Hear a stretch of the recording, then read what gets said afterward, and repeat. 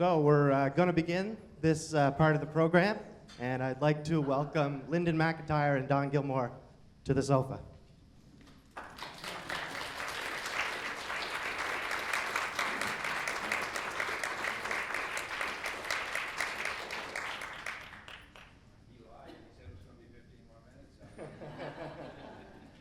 Five. On my practice run in this chair, I now know why Strombo sits on the edge. These leather sofas aren't made for interviews, maybe, but we'll make the best of it. So our two authors probably don't need an introduction, but I'll give it a go. Linden MacIntyre. Beginning in 1990, Linden MacIntyre was the co-host of CBC Television's investigative program, The Fifth Estate. MacIntyre has won 9 Gemini Awards, including 3 Gordon Sinclair Awards for Best Overall Broadcast Journalist. He has written and reported for numerous other award-winning projects, including an International Emmy, To Sell a War, several awards for The Trouble with Evan, Promises of Glory, and the Mishner Award for Public Service and Journalism, His Word Against History, Stephen Truscott's Story, and Scandal of the Century. He has also written and presented award-winning documentaries for the PBS program Frontline. MacIntyre's first novel, the first in the trilogy known as the Long Stretch Trilogy, was published in October '99, and his first nonfiction book, Who Killed Ty Khan, which was co-authored by Teresa Burke, was published in 2000. His second novel, The Bishop's Man, which a lot of us, we know that book well, was published in August 2009, and it won the 2009 Scotiabank Giller Prize. He has also published a memoir in 2006, Causeway, A Passage from Innocence, which we found out last night when we were chatting, mentions my hometown, my village, Bay St. Lawrence, where his mother grew up and my family and friends still live. Linden will be at Words this year on the heels of his 4th novel, Punishment. And now to Don Gillmor. He's an award-winning novelist, journalist, and children's book author. His new novel, Long Change, examines the world of oil through the life and loves of one man, Rit. His previous novel, Mount Pleasant, is a darkly comic meditation on privilege and debt, which is set in contemporary Toronto, and his first novel, the critically acclaimed Kanata, is also it examines the whole sweep of Canadian history. And of course, he's also the author of the 2-volume history, Canada, A People's History, and 3 other books of nonfiction. He has written 9 books for children, 2 of which were nominated for a Governor General's Award. His journalism and criticism have appeared in The Walrus, where he was a senior editor, Saturday Night, and also Toronto Life. He was a contributing editor there. He's written for Rolling Stone and GQ, the Globe and Mail, and a number of other national publications. He has won 10 National Magazine Awards and numerous other honors. And as I understand it, they live close by one another in Toronto, is that right? So welcome, neighbors Linden and Don.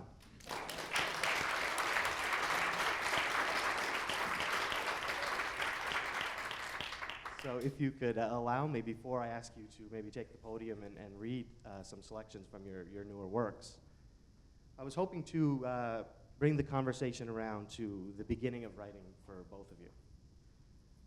For Don, there's a scene early on in Long Change, and it's between Rit and Oda. These are very tender scenes, and there's a moment where they're reading together. The quote goes, "He read 5 pages, then stopped to ask why, if Tolstoy was a count, would he even bother writing books? Oda looked at him, then said he had no choice. He had to write. It was inside him." Is that also true of your life as a writer? Well, I hope so, although, if I did win a lottery, who knows? I mean, it's never been tested, so I don't know for sure. So you're not a count? Not yet, no. And could you tell me the moments which you started to think of yourself as a storyteller, as a writer, as someone who wanted to explore the world through the written word? Well, I think as a storyteller, probably early on, I mean, it's the kind of thing that you just it happens naturally. It happened in university maybe. And in university, that's when I wanted to become a writer, but I had no idea how to go about it, as odd as that sounds, because you just have to sit down with a pen. But I kind of hovered over the idea for a long time before I really started to put that into practice. Do you remember the first time or some of the first times you put pen to paper and really tried to pursue that activity? Well, I do, and it actually is this book, which has to do with the oil business.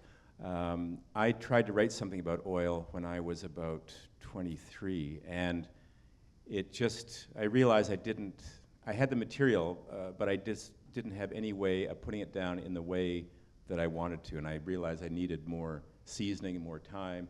And I mean, it took me a long time to get to novel writer, and then finally with this book, getting back to that subject. But it was a long process. Wonderful, thank you. Present company excluded. One of my favorite authors is Paul Auster from Brooklyn. And he was a poet for a long time, and his turn toward prose was actually in and around a family memoir. You had a family memoir was it in 99?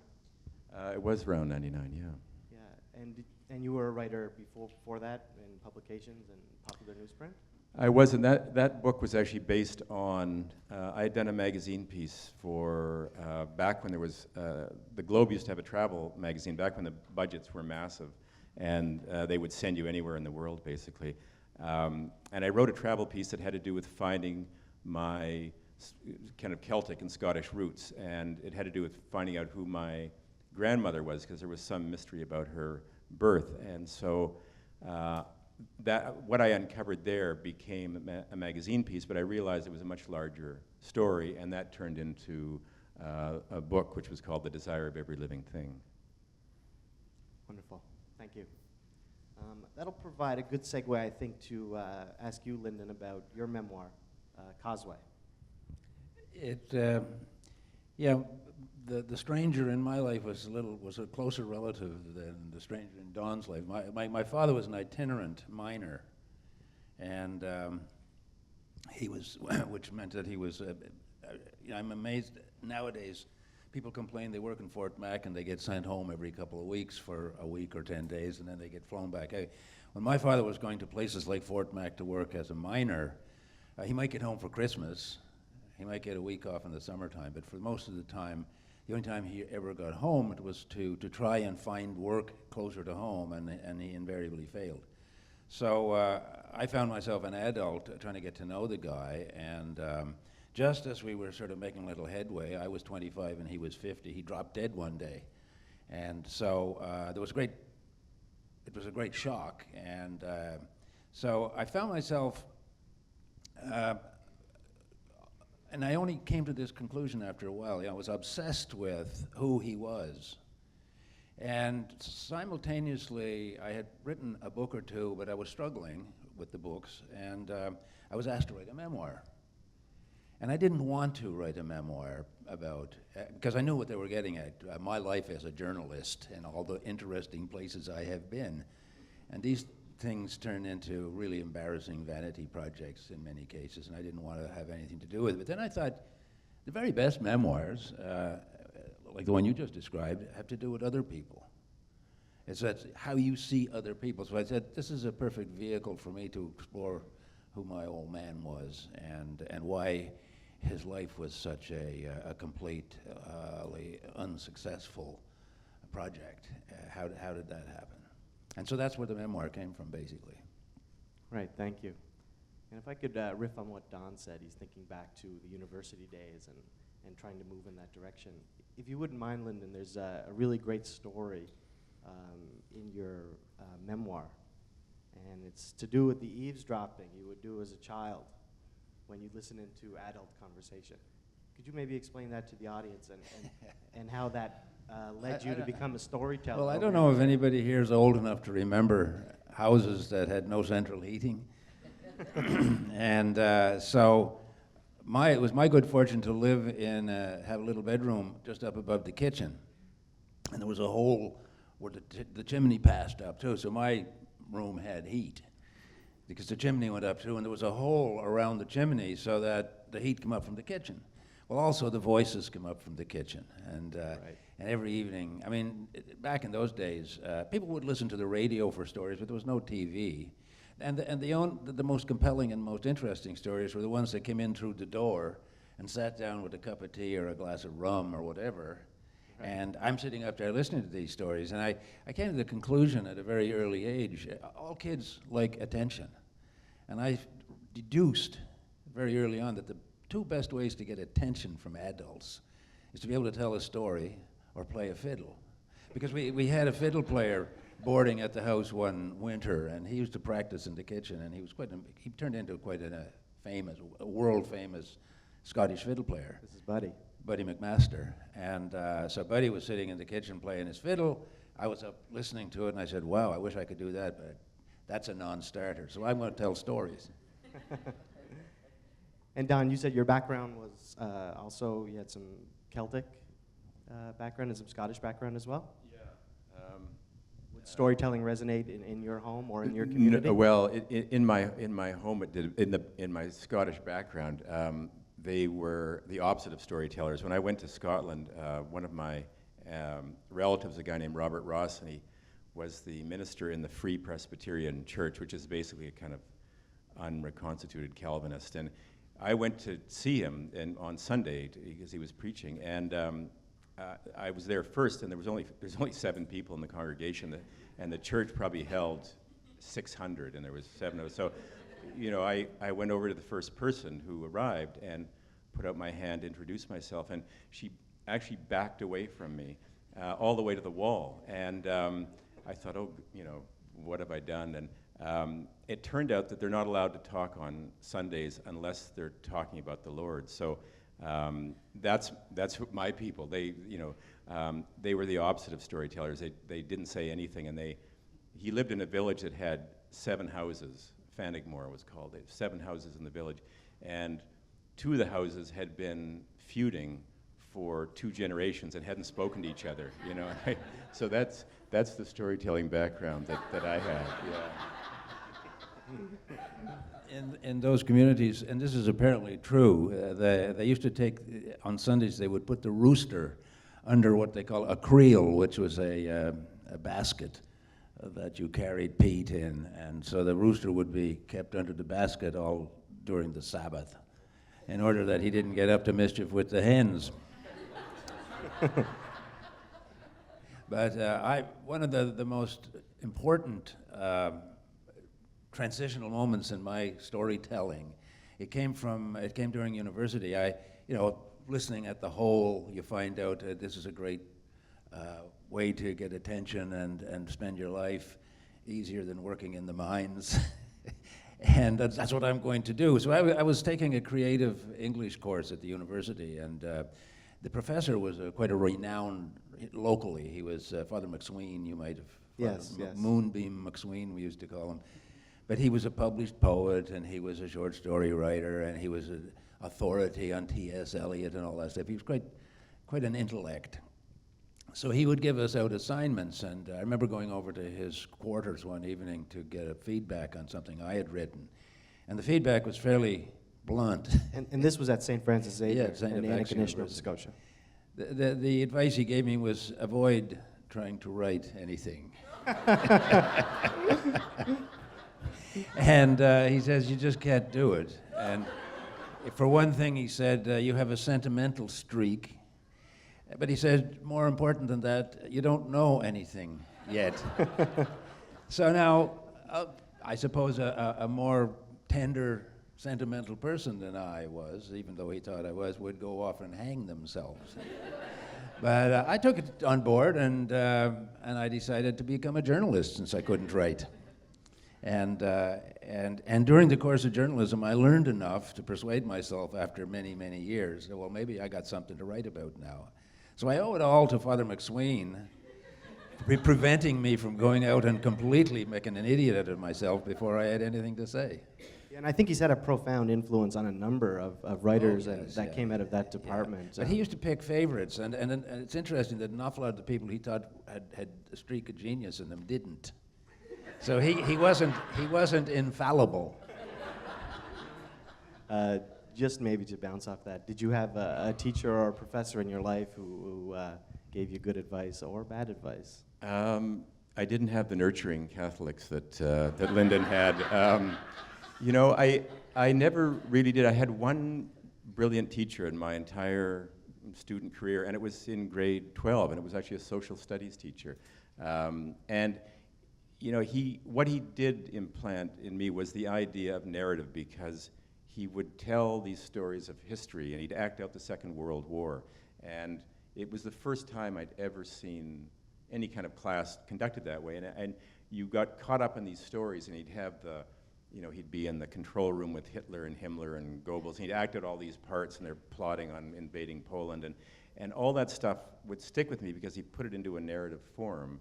And it was really, it was very instructive, because you recognize that this is such a much better way to learn. And when I wrote the Canada People's History, it was with that in mind that this would be a story rather than, David Tomson discovered this river in 1831. You would tell this dramatic story and the backstory and the sort of unknown parts of someone's life.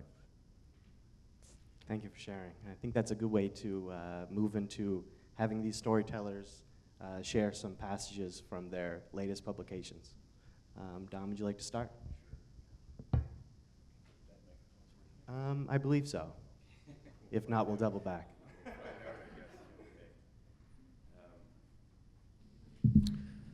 I think it is working. So I'd like to read from Long Change.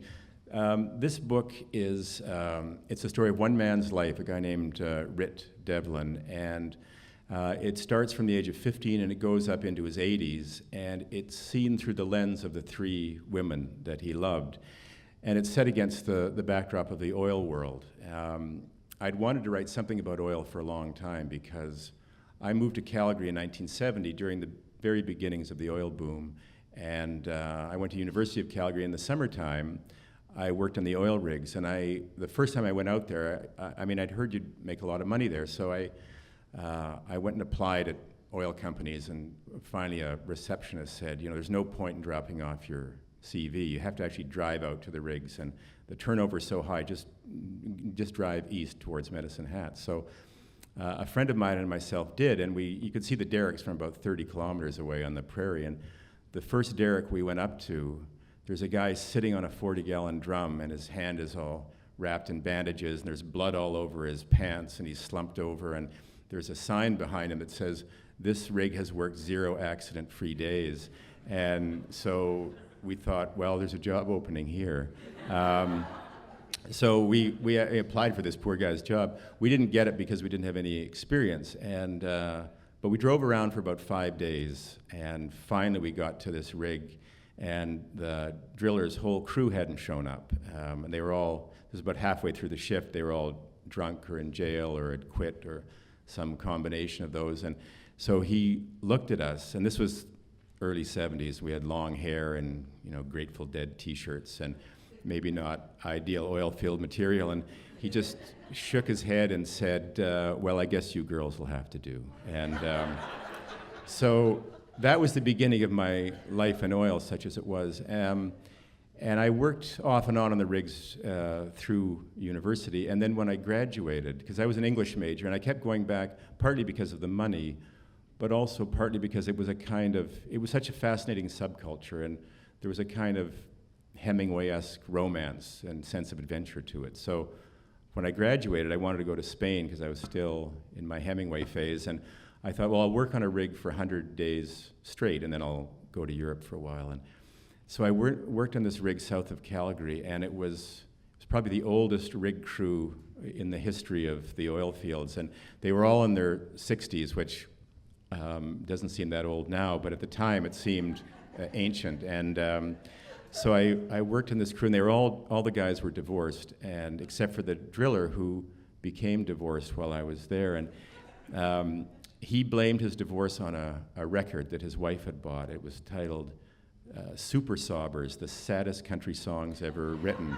And, I mean, country music has already set the bar pretty high as far as sad songs go, so you can imagine what the 10 saddest sounded like. And she would listen to these all day long, and he'd come home and she's weeping and listening to these songs of leaving and cheating and hurting. And so he finally took it off the turntable and threw it against the wall and broke it. And she bought another one, and he broke that, and then she bought 10, and so this escalated, and she finally divorced him. And so I said, I was commiserating. I said, it's kind of too bad your wife has left you. And he said, it's not a problem. He said, I'm going to have no trouble finding another wife. He said, and he listed his attributes, which were steady job and a working truck and never at home. And he said, what woman wouldn't be swept off her feet by that? So and just before I left for Spain on my last day on the rigs, the derrick man, who was a mournful old alcoholic named Pete, he took me aside, and he had told me earlier that his wife had left him 10 years earlier. He'd come home from a binge, and the whole house had been cleaned out. That all the furniture was gone, even the curtains were gone. And there was a note in the middle of the bare floor that said, "Your dinner's in the oven." But she had taken the stove with her. So he took me aside and to give me relationship advice. And he said, he knew I was going to Spain, and he said, if you marry a woman who doesn't speak English, it'll solve a lot of problems. So the rigs, they weren't a great place for relationship advice, but they were this interesting place for these stories. And so I kept these stories with me, and I thought, well, someday I'll do something about it. And the book was precipitated by a Globe piece that came out years and years later, and it was about a Calgary oil man named Earl Jowdry, who had been shot 6 times by his wife, Dorothy. And he didn't die, and in fact, apparently didn't lose consciousness. And so I always thought there was going to be a follow-up story that would tell us what happened here. And because I thought, at the very least, what do you say to your wife after she shot you 6 times? What did they talk about? And so I always thought, that story sort of encapsulated a moment in Calgary's boom history, because the whole city there was a kind of collective madness in the 70s. And I thought there was, in this crime, I thought there was a sort of civic zeitgeist, and that there was thousands of women sitting around Calgary pouring their 3rd Crown Royal and just kind of mentally shooting their husband 6 times as he droned on about the price of oil. And so I sat down and I wrote that scene, a fictional version of that scene. So the characters don't bear any resemblance to Dorothy and Earl, but the situation's exactly the same. And I wrote that scene. I was working on another book, but I took time off and wrote that scene, and that became the genesis of this book. And I'd just like to read a short passage. This happens later in the book, where Rit, who's got a background in geology, and he's become a very successful oil man, but he's on his 3rd marriage now to a woman named Alexa. Marriage isn't going brilliantly, because the next scene is when he gets shot, in fact. And so they're at a dinner party, and everyone's been drinking far, far too much. And Rit has had so much to drink that he's actually experiencing what could be called a geologic hallucination, I guess. Rit felt a tickle at his feet and looked down and saw that sand was filling the room like liquid, covering the floor, his toes disappearing. He stared for a long moment, the quaternary period finally passing. It had to go sometime. Geologic time, suddenly in a hurry, a speeded-up time-lapse version, the sand still loose, not yet compressed into stone by the weight of another era. It was hardening, though, he could feel it. Who could argue with the progress they'd made in the quaternary? Agricultural, tools, civilizations, a few disagreements along the way. And now a layer would form containing 90 million discarded computers, 4 feet of half-eaten takeout in styrofoam containers, jeans that didn't really fit, outmoded cell phones. It piled so high but compressed to almost nothing. The formation was the color of weak coffee. Another strata inched upwards. His legs disappeared. It threatened the table, threatened Al's half-filled water glass, Nancy's fourth husband, Dickie's nameless wife and her uneaten dinner. It would soon take Dickie's jokes, louder and more inappropriate as the evening staggered on. It would bury all of Alexa's resentments. Her face was florid, her anger leaking out at first in sharp, bitter comments. And then the dam burst, and she was telling Rit there should have been a vegetarian option, pointing to the untouched meat, then telling the two vegetarians to get with the program, Bambi. The encroaching strata would cover Alice's recent facelift. It would cover Morris Swain's unsubtle implants. This was how time passed, slowly at first. You hardly noticed the years go by. Then suddenly everything changed. Everyone got old in a hurry. There was relief when a period ended, nostalgia certainly. The Cretaceous mourned its own passing. We were living large. The world is smaller now. The incoming Paleogene insisted that those dinosaurs were out of touch. They deserved to die. Clumsy, slow. God and evolution working together couldn't come up with a worse idea. They took up too much space, ate everything in sight. They thought they invented sex. And those stories, it's a miracle they didn't die of boredom. We're younger, we're faster, we're smarter. The Paleogene is going to last forever. Who could have seen the Neogene coming? Birds, mammals, grass everywhere. Massive forests shot up and sucked up all that carbon dioxide, thank God. Homo habilis arrived. Not much of a reception, barely human. Hairy sex and lunch for the faster animals. Stone tools, and that's on a good day. Grab a fucking brain. You had to look at the big picture. In the very beginning, the Extasian, quiet as church. Just that uneventful landmass and seas with colonies of green algae floating serenely. It only took 4 billion years for those single, clueless cells to evolve into Larry, Curly, and Moe, poking each other in the eye. A candle fell over, spilling wax onto the table. It covered the empty plates stacked awkwardly at the kitchen counter, the uneaten meat and pools of blood. On the table, all those wine bottles, the half-eaten flan, the handful of blueberries in the ceramic bowl they'd bought in Italy. The 12 of them were now encased almost to their chests. Here is where height is an evolutionary advantage.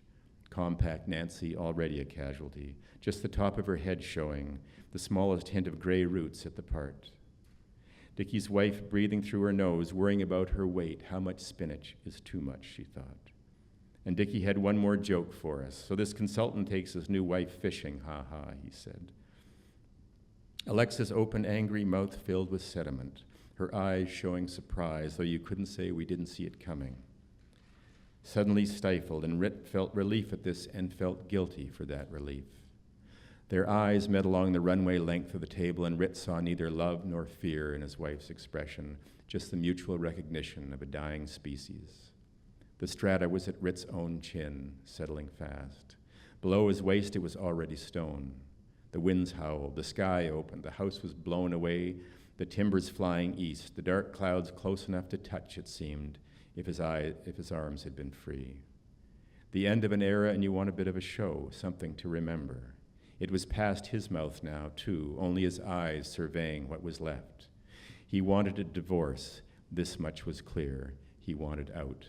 Thank you.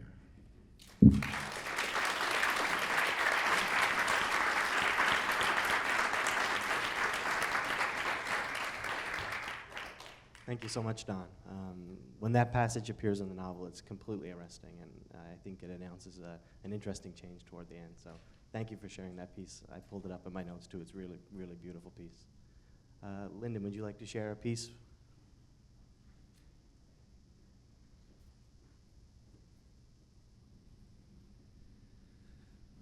Well, anybody who's grown up in a small place, and you just mentioned where you grew up, there are two things you don't want to see in front of your house any given time. One is the RCMP officer's car and the priest's car, because either of those vehicles indicates that somebody's going on a long journey. And in the community I grew up in, it wasn't uncommon. You always knew where the cop car was going to show up, because there was usually one person in the community who was sort of the lightning rod when stuff disappeared from a house, an empty house, or from a store or wherever. You always knew where to start the investigation.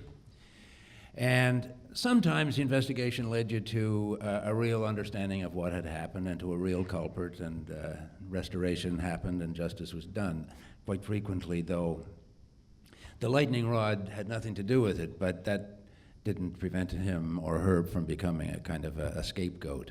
So this is essentially a story about one of those people. A young guy named Dwayne Strickland grew up as a sort of an outsider in this tight little community, and appropriately was blamed for most of the miserable things that happened while he was growing up, but sometimes he wasn't. He was blamed but not responsible. And as often happens with young people who tend to be blamed, whether they did it or not, or instantly blamed, they decide, okay, I'm going to be blamed for it anyway, so I might as well do it.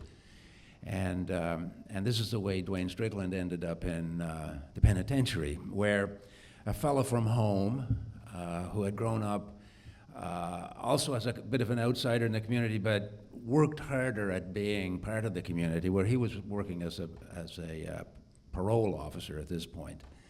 And he meets up with Dwayne in the prison system, and Dwayne isn't a particularly likable guy, but there's obviously something about him that's worth paying attention to and hopefully rehabilitating. Tony, who is the parole officer, gets into a spot of trouble in the prison system himself, and he ends up losing his job and simultaneously his marriage. And in a very short period of time, Tony finds himself back where he grew up, trying to figure out what to do. He's only in his mid-50s, and he's trying to figure out what to do with the rest of his life. And he's got a lot of time on his hands, and just the opening paragraph of the book sets the story up. The scuffle at the courthouse made the Metro papers, and I should have known from past experience how the validation of a headline can unleash the hounds of vengeance in all their myopic savagery. Angry relatives of dead teen confront accused killer. There were obviously other factors driving what unfolded in the months that followed, but as I look back, I see the headline as a catalyst for passions that inflamed the public mind, causing reason to evaporate. But let me start at the beginning. So the beginning is an afternoon at the courthouse. He goes down there to pay his taxes. He sees a commotion out back of the courthouse. He sees police vehicles, sheriff's vehicle going around. He sees a little crowd. He goes. The door of the police vehicle opens up, and who should come out but Dwayne Strickland. And now Dwayne Strickland is in deep trouble. They're accusing him of killing somebody, a young woman who happens to have been like the princess of the community, who found dead in his place of a drug overdose, and they claim that she would not have voluntarily taken all those drugs, that he must have put them into her somehow in order to get some advantage over her. Now, Tony knows this guy as being not that sort of a dude. He knows he's capable of doing all sorts of things, so he hangs around, and he happens to meet the grandmother of the victim, who was his teenage sweetheart, and who jilted him badly. And he never understood for a long time why she did it. And he has seen very little, I've hardly seen anything of her in decades. And suddenly there she is, the grandmother of the victim of a crime allegedly committed by somebody that Tony knows quite well. So as you can tell, Tony is going to be back in the middle of something in a place that he's not ready to deal with. So a scuffle breaks out. Other relatives of the victim try to get at poor Dwayne as he's being taken to the cells, and the police break it up. So Tony is left wondering, what's this all about, and how am I going to respond to it? The Mounties, back in their cars, sat for a few moments eyeing the group still standing just outside the lock-up door. The men seemed angrier now with the crisis past. I could hear their voices raised loudly, venting afterthoughts, regrets, about what seemed now to have been a moment lost, words unsaid, deeds undone. I turned to leave, and then the grandmother was at my side. Years ago, we called her Caddy. She still retained the basics of her youthful prettiness, clear blue eyes, strong cheekbones, but she seemed haggard now, face grim. "I saw the look he gave you," she said. "How do you know that piece of garbage?" "It's a very long story," I said. I wanted to say more, but felt the weight of strangeness. She said, "You haven't changed much, Tony." "Well, I was devastated when I heard," I said, embarrassed by the banality, but at a loss for anything more meaningful. She didn't seem to notice. She was looking toward her relatives, who were now walking away slowly, still muttering, and then she met my eyes, searching. "We'll never get over it, you know." Something like that. People like that Strickland are ruining the place. "What's happening here today?" "The arraignment," she said. "I had to get a look at him. Don't ask me why." "I'll come and visit," I said, "when things settle down." "Please do," she said, touching my hand briefly. She walked away, then stopped as if remembering, turned and smiled. She waved again and disappeared around the corner of the courthouse. In those early days of my retirement, I found a disproportionate sense of satisfaction in completing little obligations, even paying taxes. Former colleagues who had retired were always telling me how much they had to do. Never been so busy. Not enough hours in the day. A load of crap, as I had learned in the first 5 months I'd been back here. Days spread out in front of me as vast, uncultivated plains. So my expedition to the courthouse had been something to look forward to, and the unexpected drama was a bonus. I thought of Caddy all the way home, and about how strange it was that in spite of nearly 40 years and all the living in between, I'd still feel this nagging adolescent mix of sadness, anger, and embarrassment just from seeing her. I had thought about calling her since I'd moved back, but each time had been restrained by memory and a cautious nature. Considering my confused reaction to seeing her at the courthouse, I realized that my caution had been prudent. After I filed away the tax receipts in a drawer, I sat back to contemplate the ancient desk I'd brought with me from Kingston. It's an old roll top from an age when ideas turned more slowly into words, when words were written by hand. I'd also taken books, although there had been some tension over texts that Anna said she needed for her legal practice, dense volumes that mostly dealt with deviance and criminology, which were, I pointed out, my specialty as well as hers. I'd also somehow ended up with the conjugal bed. All sentiment aside, it was a good bed, and when she indicated her intent to send it to the dump, I said I'd take it. She kept almost everything else.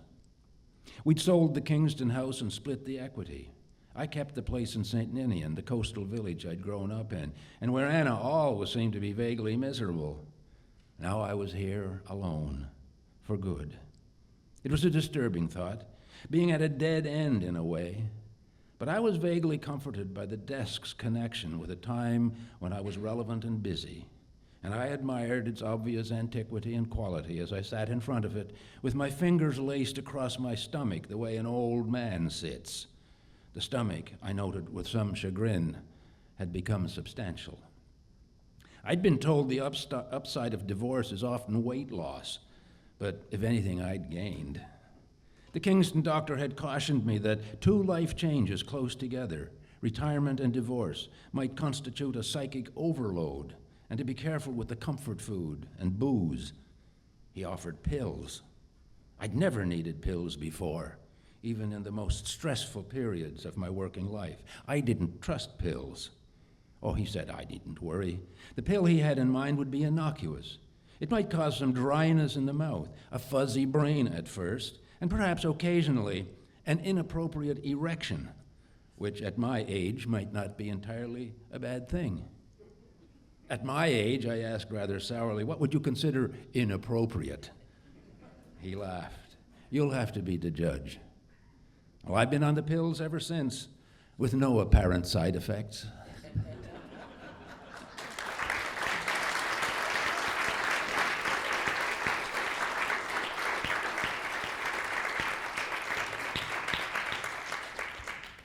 So thank you for sharing those passages. There's so much in there.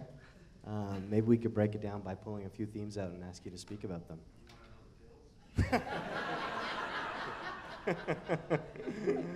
The themes, Linden, the themes.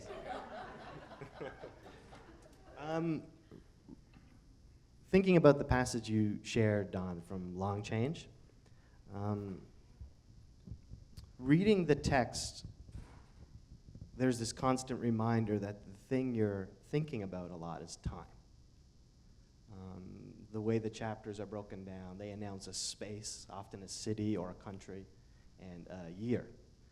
And I think there's gaps in between those times that there's absences and gaps in your stories as well. So I think what's interesting about the novel form is you enter it wanting to think through these types of narrative choices. Well, in terms of the whole time aspect, it grew out of the fact that that Rit, the main character, is a geologist, and that's really his kind of grandest passion. But it's also what most roots him in the world, because he grew up in this a very constricted Pentecostal background in rural Texas, and fled when he was 15 because of a violent incident, and so he's a kind of self-created guy. He has no real family, and after his third divorce, he's no longer connected and doesn't have kids. So this is really his primary and kind of elemental relationship with anything is with the earth, and he understands time in geologic terms, so that he recognizes that not only will he be gone, and all of us will be gone, but in fact, all the civilizations at some point will be gone, and everything that's been written will be gone, and all that's going to be left are these rocks, and this is going to be the only record worth studying ultimately. And so that's the whole kind of time aspect sort of flows from that. This beautiful passage where you announce geologic time suddenly in a hurry, a speeding up time-lapse version. Was that a passage you wanted to write in this novel? Yeah, because that's those are the passages that are the most fun, I think, because you suddenly, hit on this idea, and it's going to have an element of surrealism to it, and those scenes are always so engaging, I think, for the writer. And years ago I interviewed Mordecai Richter, and he said, you have these scenes where you don't even know where they come from. They just kind of announce themselves, and you put them on the page, and they're fun, and they're buoyant, and you can feel they're alive. And he said, and you write them in a day. And then he said those passages that are connecting two of those things together, he said it would take 3 weeks to write, and when he reread his own work, he would just see those passages, and they just sat there, and they were they're so perfunctory, and they're necessary from an architectural perspective, but you just don't have the same sort of creative investment. And so that's one of those passages that was fun to write for me. Yeah. Thank you. And Linden, I was wanting to ask you about memory in your narrative fiction, and I wonder if there's parallels to time. Looking at Causeway, rereading a passage this morning, there's a very powerful scene in which you recall the time when your grandfather's funeral procession, and you had to dig out the driveway. And you speak to it in the paragraph below, and you recall that very powerful scene as an image and how it comes back. And there's transition is into the next chapter. You actually write about the past in the present as if you were back then at that time. I was wondering, in this passage you read as well, why is memory the thing that keeps guiding your narrative fiction? The Bishop's Man is a very complex text, and often in sentences and between paragraphs, there's a lot of keeping up with the memories of the characters. Could you speak to memory, as I just asked Don to speak about time? Well, memory is, on the one hand, the only thing that we know for sure. But oddly enough, it's the one thing that we get mixed up in. And I think that's where you find the most fruitful exploration, the constant going into, and not just your personal memory, but as much as possible using your personal memory as a as a portal for a larger and more universal experience. And so I'm totally fascinated with how we remember things. I'm totally fascinated by the impact on who we become in how we remember things. And of course, when you have to make use of, when you're trying to figure something out, like who was my father? Where did he come from? Well, he had an extremely interesting upbringing. You know, he'd never gone to school. He lived in a place where they spoke a dying language, Gaelic language, until he was, well, all their lives. I mean, he didn't even learn to speak English till he was about 9 or 10. And that scene you're talking about, where my grandfather, when he died at the age of 95, as was the practice, you know, this was in the 60s, 1967 actually, they had to wake in the house. And the night of his wake, there was a snowstorm, so they were up on a mountainside, and we had to walk up through the trees to this. And we get there, and all the old people, like really old people, are there, and like their contemporaries. How did they get there? I had no idea how they got there, and they were up all night long, and the snow continued to fall, and they were all talking this dying language. My grandmother, who was 93, caught one of these old fellows drinking in the presence of the corpse. He had a bottle out, and he was speaking Gaelic to the corpse, and she physically removed him from the building. She threw him out into the snow. A 93-year-old frail woman, and so that went all night long. And in the morning, we realized, okay, we have to get a truck up here somehow to haul the casket out. And the road we were out there. We were shoveling snow. We were chopping down trees and putting them over the soft spots. And soon enough, a big old truck groaned up the hill and into the yard and backed up, and we all carried out my grandfather in his box, put him on the back of the truck, and then we had to dispatch people to sit on top of it so it wouldn't fall off. I mean, this is a memory that at the time is tedious, it's bizarre, it's all the rest of it, but it's only a little bit later on when you sort of reconstitute it in your head that you realize this is a portal into a time and into a world that you will never have lived in, except for this glancing moment where you passed by the edge of it. But this was the world and the time that they all were shaped by.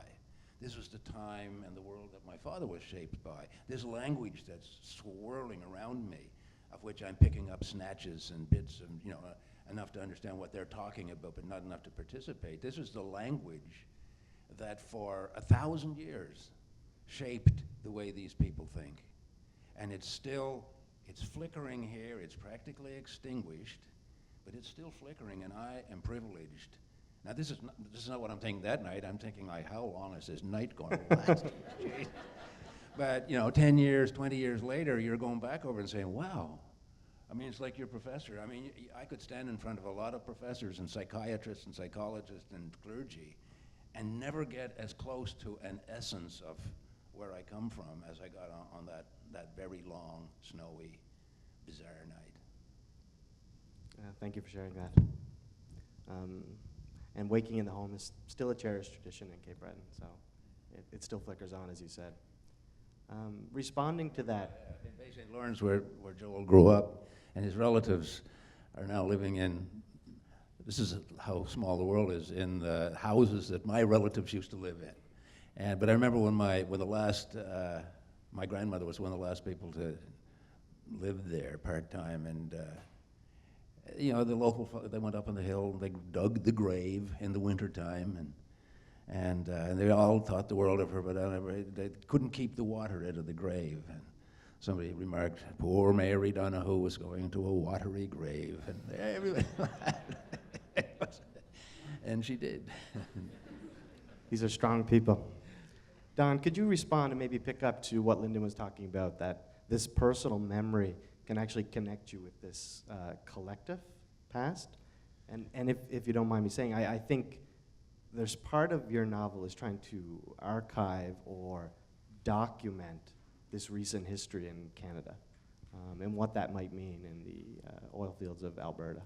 Would that be a good estimation? Yeah, because one of the things I thought about when I was writing this book is, and this happened afterwards, but at the G7 summit in June, the German Chancellor Angela Merkel came out and said, we've decided we're going to decarbonize by the end of the century, and that the Western nations are on board. And I thought, if that is actually the case, then it would put us roughly at the midway point of oil's operational life. And like so many of us, it seems to be going through a midlife crisis, and it's kind of responding the way men often do in their kind of red sports car buying, let's date a 20-year-old waitress phase. And I thought that the oil business is kind of losing its mind, and it's an interesting moment to look at it, but to examine it, you have to kind of go back to, how did it get to this point? Because in the book, the tone sort of changes it. It starts off in Texas, where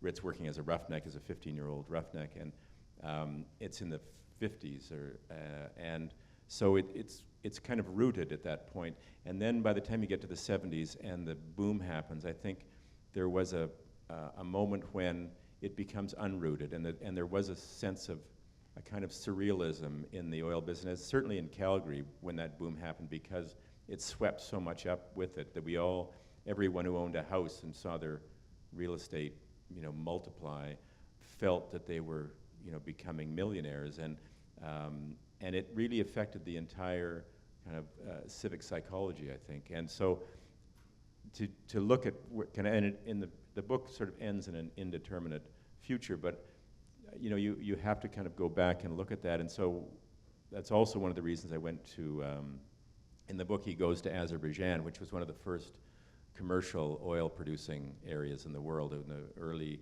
20th century it started producing oil, and then it was kind of closed down. It was reopened to the West in the early 90s, and it became sort of the Wild West. Every major oil company came to Azerbaijan to try and get a piece of this. It was called the Caspian Derby, and all the oil people had to stay in the same hotel in Azerbaijan, and the reason for that was that every room was bugged, and they could listen to what all these guys were saying, and they realized that these rooms were bugged. And so when they were trying to get, and the government was a kind of cobbled together coalition, and when they were trying, the oilmen were sitting in their rooms frustrated, and they were trying to get a deal going, and they would just yell into their room they wanted a meeting with the Minister of Resources, and then phone would ring an hour later saying, here it is, you've got a meeting set up. So I wanted to kind of look at the madness that led to the final act, as it were, in the book.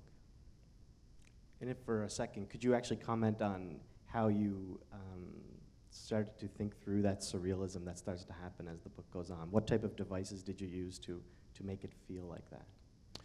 Well, I mean, one of the things that happens is that because Rit's in his 80s near the end of the book, he's starting to exhibit the first signs of dementia, and so his dementia is kind of in lockstep with what is a sort of larger dementia in the industry, basically. So I use that as a kind of device. Very effectively, I may add. Linden, I was going to turn to you and maybe respond directly to the passage you read. I was hoping for you to speak to the title, to punishment, to redemption. I was watching a video clip that came from a keynote you did at the Halifax Library, and I think that was this year. And I hate that. Once upon a time, you could make these appearances and nobody would ever know, and you could have one little speech and you gave it everywhere, and now these people go to YouTube and they find what... It's not fair. You're on... You're on the keynote circuit now. You said, and it was speaking toward the court of public opinion that really your novel is about, and you mentioned this public appetite for punishment. A quote from the book says, "Penitence and punishment, the false promise of redemption." Could you speak to the title and how it plays itself out in the book? The title came to me. I often have a title before, a working title that sort of sticks, but this one came halfway through it because we were hearing so much about law and order and punishment and 3 strikes you're out and lock them up and throw away the key. I knew it was going to become an election issue in 2015. I didn't have any idea how it was going to play. I had a sense that people were getting awfully sick of being afraid of terrorists and criminals. And I have this awful feeling that an awful lot of people that are making our policies and our laws and trying to shape public opinion about crime and punishment don't know anything about crime or criminals. Whereas one of the side, unplanned parts of my journalistic experience is to have been inside of practically every correctional institution in the country and to have met this enormous cross-section of criminals incarcerated and to got to know a number of them quite well. And never to have sort of gone all sort of squishy about them because, they're in there because most cases they've done some terrible things. But as I mentioned last night, you eventually come to the conclusion you have to separate who they are from what they've done. You can't say they have done this, therefore, this wicked thing, therefore they are inherently wicked. Because when you get to know them, you realize that there are such complicated reasons for why they did something. And probably the worst things that people did, like killing other people, were done in a flash. It's a rare individual who hires himself out to kill people, in spite of the movies. Most of the people that are in, they just lost it under the influence of alcohol or drugs or passion or what have you, and then they did it and they get life 25. So anyway, I was fascinated with the ambiguities of crime and the complexity of the criminal personality.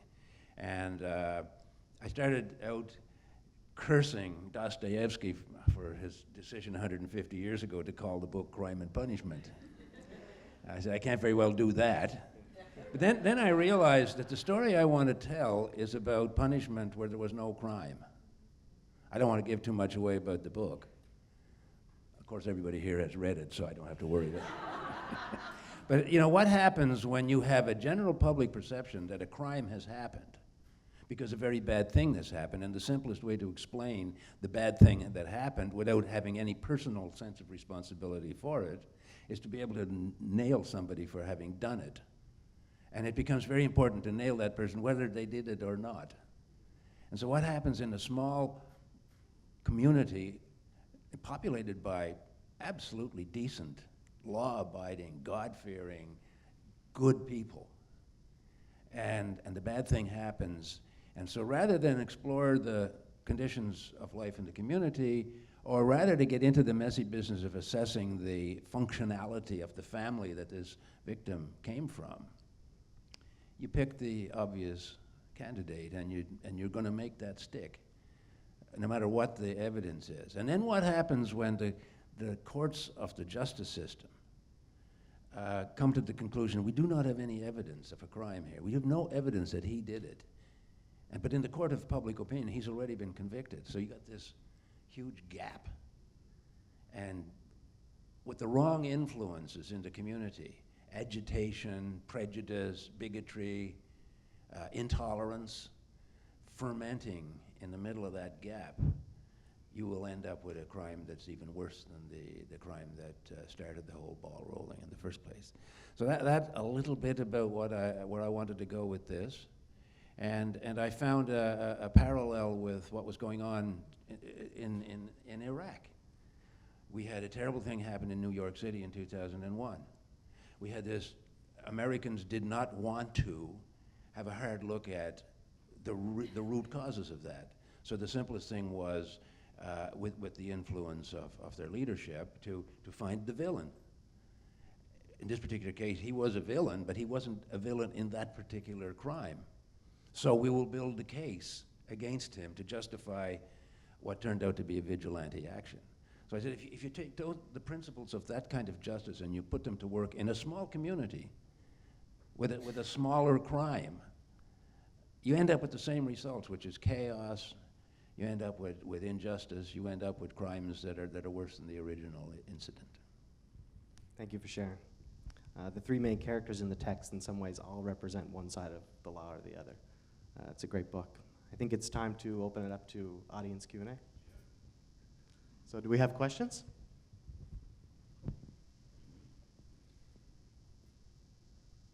I absolutely love the book Punishment because I just finished it and I couldn't put it down when I picked it up, that means it's a wonderful book in my estimation.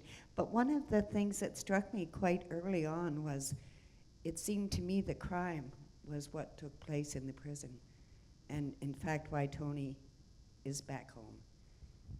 Yes, and those crimes were swept under the rug. I mean, there was a crime that involved Strickland from the inmate side, brutal killing, and then there was a crime that involved Tony on the staff side, which was another brutal killing that they sanctioned. And now Dwayne Strickland benefited because he ratted out the crime that the inmates had committed in a way, but Tony tried to do the right thing. And he was punished. And he was punished.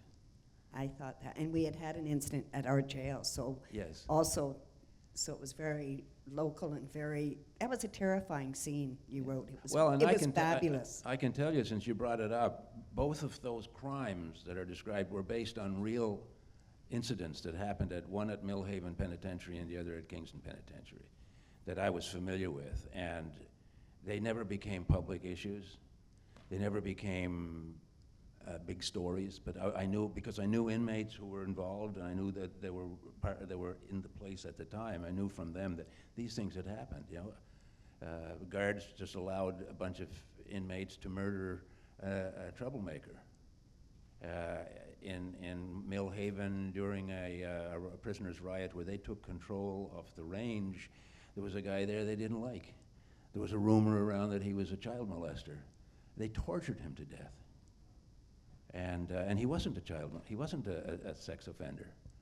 So these are things that go on in the system. And then we see the outcroppings of how the justice system works on the outside. And it's not at all a reflection of the real world. Do we have another question from the audience? Lots of thoughts. Would you like to share some? Well, here. These are my notes. This man has notes. Starting with Linden last night and carrying on with the two of you today. I have lots of thoughts. And I guess it's a compliment. It's not a question, it's a compliment. I'm so glad you're here. The second thing to go is your hearing.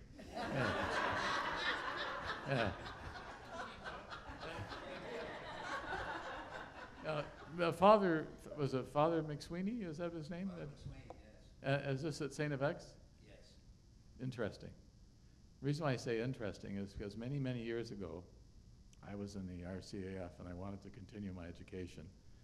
And I was encouraged by my senior, an officer, and he said, well, I went to UNB. I know you're from Ontario, but I went to UNB. Whatever universities you reach out to, you might want to include Mount A, UNB, and St. FX. So I applied to 6 universities, and the only one that turned me down was St. FX. And the reason why, because I put my religion down as Baptist. Oh dear. They say, you're You out of belonged here. in Acadia. Huh? What's that? Or Mount A. I mean, Mount A might have taken you because they were kind of wishy-washy United Church people. But Yeah, yeah. No, they were the first one to accept me. Thank you. Do we have another question from the audience?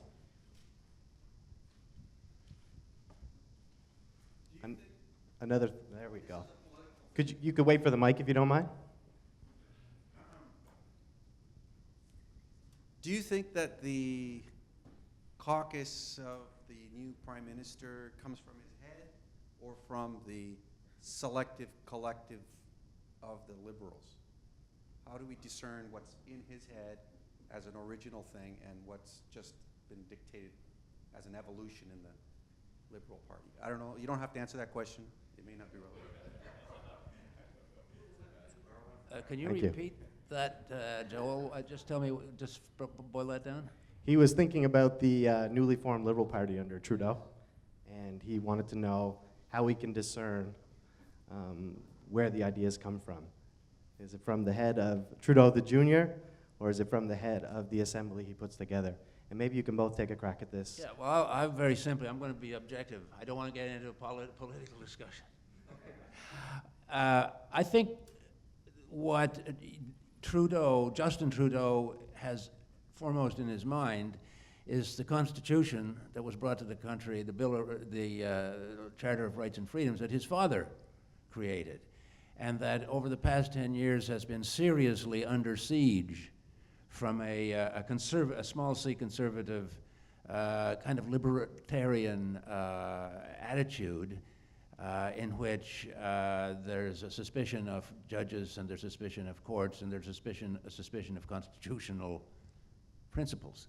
And so what has happened is that there has been an erosion. There's a whole lot of, I mean, the first thing that the new Minister of Justice has to do is decide whether they're going to proceed with a lot of court challenges that the Harper government put in place, where courts shot down legislation, and the Harper government decided to appeal to a higher court to try and get that legislation. And invariably, the legislation was shot down on constitutional grounds. So I think that the drive initially of the new Trudeau government will be to try to bring the country back to laws and government that hews more closely to the Charter of Rights and Freedoms that oddly enough, his father brought into being in the country. I think, you know, if the question is Justin Trudeau his own man, then I think he's probably more his own man than we suspect, because I think the Liberal Party learned a valuable lesson with Ignatieff, which was, you know, Ignatieff was a very bright guy and from a kind of Brahmin background, and the handlers around him tried to remake him as this populist everyman, and he doesn't have a populist bone in his body. And, you know, I taught at the Banff Center with him years ago, and he's, you know, a lovely guy and really interesting, but they didn't play to his strengths, which was he should have actually, you know, played up on that, become the next Pierre Trudeau and be the intellectual prime minister. And it was just an absolute, you know, catastrophe when he was kind of betwixt and between, and that epic failure, I think, sent a message that they can't send Justin too far down a path that he's not already on himself. And so I would suspect, and I also think he's someone who grew into this job on the campaign trail to a much greater extent than we suspect. And so I would think that he had a great deal of input in this, also taking the advice from, you know, that old guard from McCallum and you know, Goodell and those people. But I would suspect that he has a pretty healthy input at this point. His two most trusted advisors, and they seem to stand head and shoulders above the old guard and everybody else, are Katie Telford and Jerry Butts.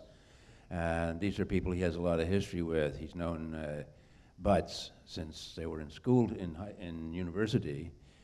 He's very tight with Dominic LeBlanc, who lived at Rideau Hall when Justin was living at 24 Sussex Drive. And Justin, when he was walking up the driveway the other day, you know, it was remembered, you know, that as a little boy he used to run up that driveway to play with Dominic, who was approximately his age. So he's his own man, but I think who he is being reinforced by people like him and who are close to him, people that he trusts a great deal, because based on long experience and mutual respect. I mean, a lot of the old guard, you hear them, you bump into them all, because I'm part of their generation. I remember them when they were a young guard, and they were very much part of that he isn't ready mindset all along, and they'd be cringing at, oh, he said so. And I'm saying to myself, you know what he is saying might make you cringe, but it doesn't make your grandchildren cringe by a long shot. And if saying these things will persuade your grandchildren and my grandchildren and that generation, the millennial crowd, if that'll persuade them to come out and vote, he's a shoo-in. because we're just not hearing it the same way that the people that matter are. Is there a final question from the audience? One more? I'll let you have it. One of the things that in both The Bishopman and Punishment for me comes out, the difference between secrets and the truth. So in The Bishopman, certainly a lot is revealed about secrets. And then, so I picked up Punishment, and I was quite struck when Tony was quite quick to believe about his fatherhood. And I began to see that we think if secrets are all revealed, it will bring us, some enlightenment. And yet in both your books, when the truth is revealed, it's quite unhappy. And so I just wondered about the idea of secrets being revealed. Well, I agree with what you're saying. I mean, if everything was completely transparent, if you said, if everything was the truth, if every utterance that came out of your mouth was true, there'd be chaos. You'd be constantly, like, if people could read, if I'm in an airport lounge and I'm looking around at people doing stuff, and if they could read my mind, I would be arrested. And it's unbelievable, like what goes on in our heads that should stay there. And You'd make it on the Fifth Estate. Oh, exactly. I mean, the secret thing.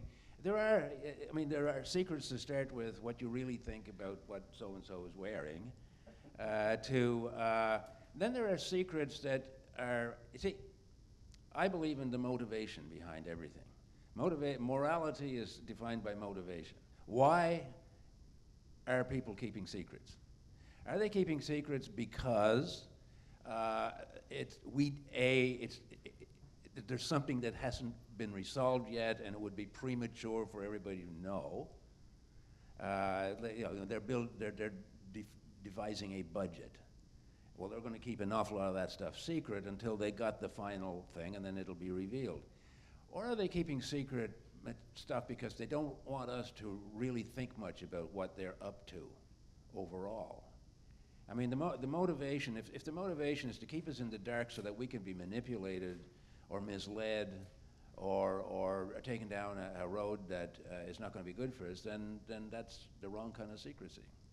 So in The Bishop's Man, The Bishop's Man is basically about a guy who believes that the secrets are being preserved for the greater good, which is the integrity and the credibility of this institution that means everything to him, and to the decent, good, intelligent people who run it. And so we shouldn't reveal the secrets of the pedophiles and what they're up to, because it detracts from the larger cause. Until he suddenly realizes that he doesn't believe this. He has a core morality of his own, and increasingly he realizes that he's suppressing that in the interest of this abstract institutional morality. And then he begins to see, well, the institutional morality is designed to perpetuate not just the institution, but certain individuals who are in powerful positions in the institution. And that this awareness of a moral contradiction between his own sense of what's right and wrong, which we're born with, and the sense of right and wrong that's defined by this institution, this gap gets bigger and bigger and bigger as he has to do all these nasty things, and he begins to fall apart, which is what happens to us when we are consciously and persistently doing what we don't believe in doing and think actually to be the wrong thing to do. So he eventually, the secrets begin to tear him apart. And it's the same with Tony and the secret of what they did on that prison range on that particular day. It just becomes unbearable to him. So it has to come out one way or the other. Don, if you could, I'd love to hear your response to that too. I think the central character, the protagonist of Long Change Writ, moves from Texas to Alberta, harboring some secret. Maybe you could respond to that. Yeah, in his case, he's in a bar fight when he's 15 years old. He's big for his age. He's in a bar and he gets in a fight, and he believes he may have killed a man, and so that's why he's fleeing Texas, and he has this in his head for years. So he doesn't go back till I think he's almost 30 by the time he heads back to Texas, and he actually goes back and goes to a library in the nearest town and looks at the newspapers to see if in fact he'd killed this guy, because he assumes it would be reported. But for 15 years or so, he's got this sitting in his head, and his life is being conducted along these lines, and then he finds out, he looks in the paper and he finds this incident, and it isn't clear, but he gets the name of the guy who assaulted him and who he believes he'd killed, is released, and he actually goes to the guy's house, and of course, and the guy's there, and he just wants to see him in the flesh to make it clear to him that in fact he was innocent of this. And it is, in this case, it is a liberating thing, because he's been keeping the secret from everyone he knows, certainly, but also to some degree from himself. It's just sitting in there kind of festering. Thank you. As a final question, what can we expect next? What's under your roll-top desk, Linden? Well, it's bad luck to say what's going to be next, whether it's... You got to keep it secret. I have to keep it secret. I've got a manuscript that is in the hands of an editor, but that doesn't mean anything. People who tell me they're writing books, I tell them it's not a book until somebody tells you it's a book. Until then, it's a project. So I've got a project underway, and I'll find out fairly soon whether or not it's a book. Okay, so we got a project here, and Don? And I actually have a project with the same editor. So we're sitting there with her. She hasn't seen mine yet, but I was going to send it in this week. So we'll both wait. And mine is a nonfiction project, but I perhaps shouldn't talk too much about it. So there you go, 2 secret projects, and you may read about them in a year from now. So hopefully. The editor invited us both to dinner at her house a couple of weeks ago, and I went there and said, well, she'll say something. No. Yeah. So Neighbors, the same editor, Linden MacIntyre, Don Gillmor. Let's clap for them. Thank you very much.